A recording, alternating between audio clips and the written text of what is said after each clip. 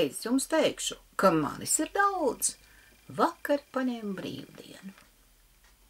Nu, bija tā kā apaugstējusies, cik nu vecai tantei vajag. Nu, rīt ir vēl vēsi, ir tomēr augusts, un kā tad mēs augustu nesenā pagātnē saucam pūšanas mēnesis. Tas nozīmē, ka augustā, ja var iztikt bez operācijas, tad mēs to netaisam. Tāds mēnesis. Šis ir briest rāžanāk. Nu, protams, mēs arī. Un tad ir rīti, kad vienalga, cik jums gadu 20, 40 vai 80.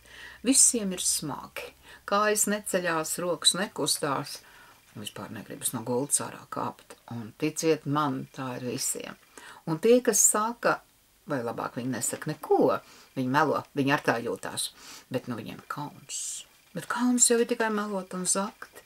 Ne jau pateikt, jā, ir labās, ir sliktās dienas, un tās ir pilnīgi visiem.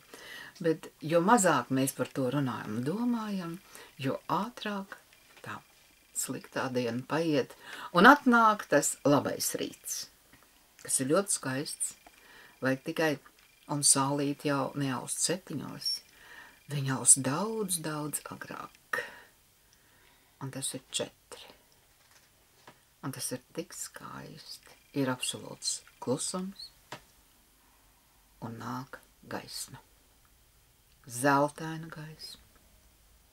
Nu, lauku cilvēkam rapšu lauka blakus, viņi zina, ka pat raps ir zeltainas tais rītos, zelta rapsis.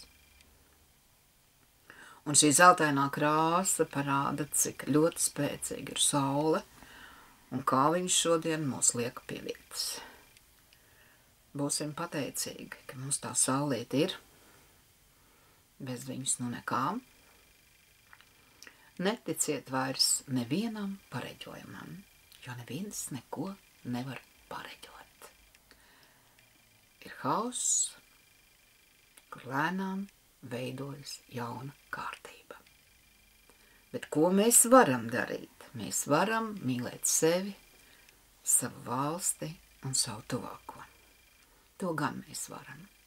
Un visuma likums saka, kam ir iedots daudz, tam ir jārūpējas par tiem, kuriem nav.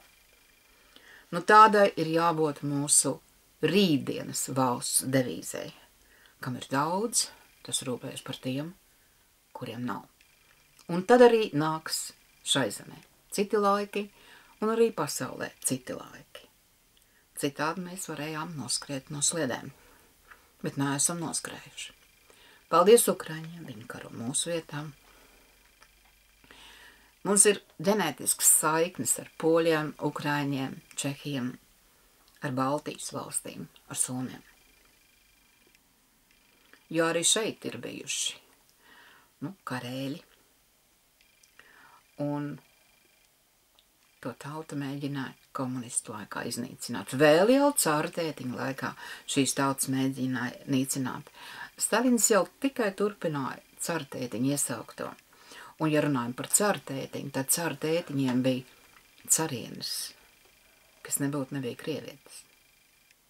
Un tad vajag tomēr padomāt, vai jūs zinat vēsturi pēdējo 500 gadu laikā, tepat Eiropā, nevis kaut kur Amerikā. Amerikāņi kā nācija vispār nepastāv. Kas brauc uz Ameriku? Nu, blēži.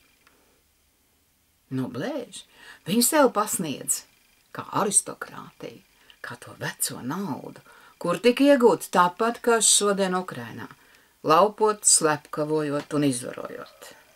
Būtībā nekas jau nav mainījies, bet būs jāmainās.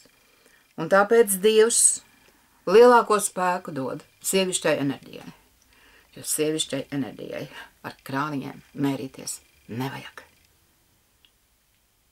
Un tikai nebaidieties patiesību.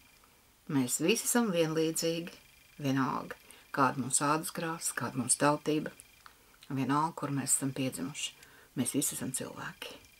Lūdzu, esiet tik laipni, saglabājiet savu cilvēcību. Atā.